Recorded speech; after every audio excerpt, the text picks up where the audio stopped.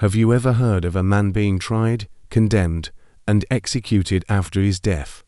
In the strange annals of British history, few cases are as bizarre or as politically charged as the fate of Oliver Cromwell. Here was a man who rose from relative obscurity to become the most powerful figure in England, Scotland, and Ireland, only to have his corpse dragged from its grave, hanged, and beheaded in front of cheering crowds. Today, we're diving deep into Cromwell's rise, reign, death, and the ultimate posthumous humiliation ordered by King Charles II. Oliver Cromwell was one of the most divisive figures in British history. Born in 1599 into a moderately wealthy gentry family in Huntingdon, Cromwell's early years gave no hint of the monumental role he would one day play. He entered politics in the 1620s, but it was the outbreak of the English Civil War in 1642 that transformed him from a relatively unknown member of Parliament into the military genius who would reshape the kingdom. At the time, King Charles I was accused by many of ruling like a tyrant, dissolving Parliament, levying taxes without consent, and pursuing religious policies that angered Puritans. The nation split between the Royalists, who supported the king, and the parliamentarians, who opposed him. Cromwell rose swiftly through the ranks, first commanding cavalry, then shaping the new model army, a disciplined, ideologically driven force that outclassed the Royalist troops. By 1649, Parliament's forces had won. Charles I had been captured, tried, and most shockingly sentenced to death. On a cold January morning in 1649, Londoners gathered outside the banqueting house in Whitehall. The crowd buzzed with disbelief. A reigning English monarch had never before been tried and executed by his own people. Charles I stepped onto the scaffold, composed yet defiant. Within minutes, the axe fell, and England was officially a republic. For Cromwell, it was the crowning achievement of his political and military career. But for Royalists, it was an unforgivable crime, one that would never be forgotten. With the monarchy gone, England entered a radical political experiment known as the Commonwealth. By 1653, Cromwell had dissolved the ineffective Rump Parliament and was installed as Lord Protector of England, Scotland, and Ireland. This was, in effect, a monarchical role without the crown, though Cromwell himself refused the title of king when Parliament offered it in 1657. He argued that he was merely a watchman for the nation, a servant of God and the people, yet the powers vested in him were vast. His installation ceremony had all the pomp of a coronation, and his rule was as autocratic as any monarch's. By the late 1650s, Cromwell's health was failing. Years of military campaigns, political battles, and personal tragedy had taken their toll. In August 1658, his beloved daughter Elizabeth Claypole died after a long illness, an event that devastated him.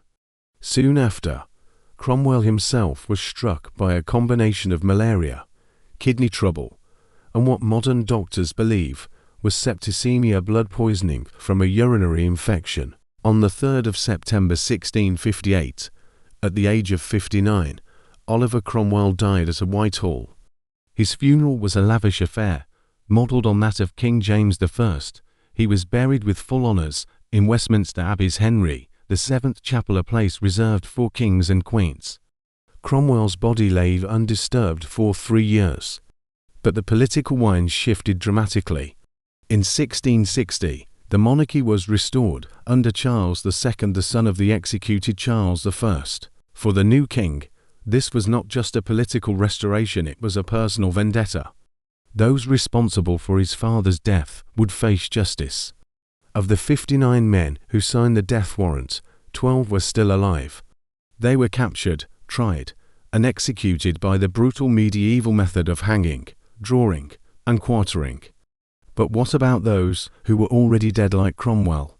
Charles II had an answer: posthumous execution. In January 1661, Parliament passed an act ordering the exhumation and execution of Oliver Cromwell. Henry Ireton, his son-in-law, and John Bradshaw, the judge, who presided over Charles I's trial.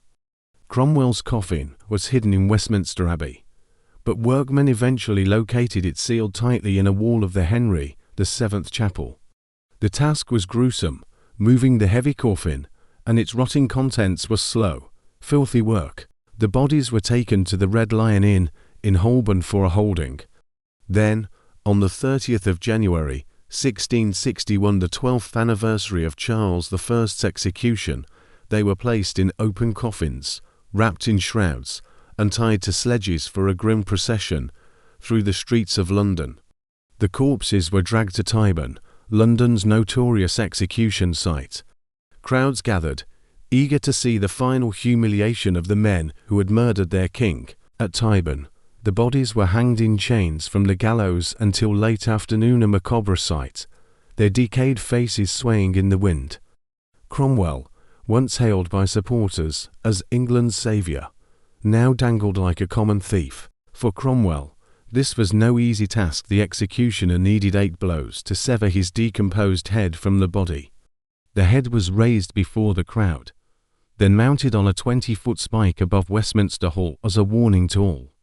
Cromwell's head remained on display for decades, weathering rain, wind, and sun.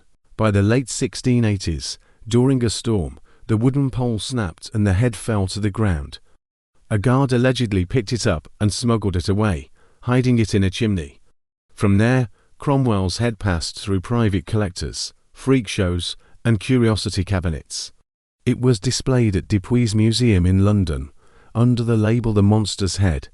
Its value rose with every change of ownership. Finally, in 1960, Cromwell's head was given to his old college, Sidney Sussex College, Cambridge, where it was quietly buried in an unmarked grave.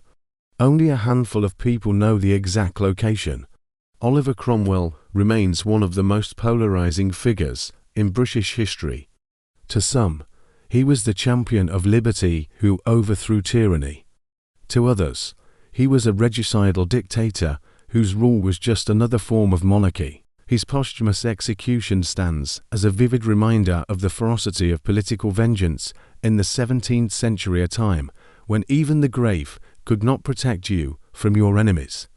So, the next time you think history is a bit dry, remember this: there was once a time in England when a man could be dug up, dragged through the streets, hanged, and beheaded, all for crimes he committed years after his heart had stopped beating. Thanks for watching. If you enjoyed this dive into Britain's strangest execution, don't forget to subscribe to my channel for more incredible, shocking, and often downright unbelievable stories from history.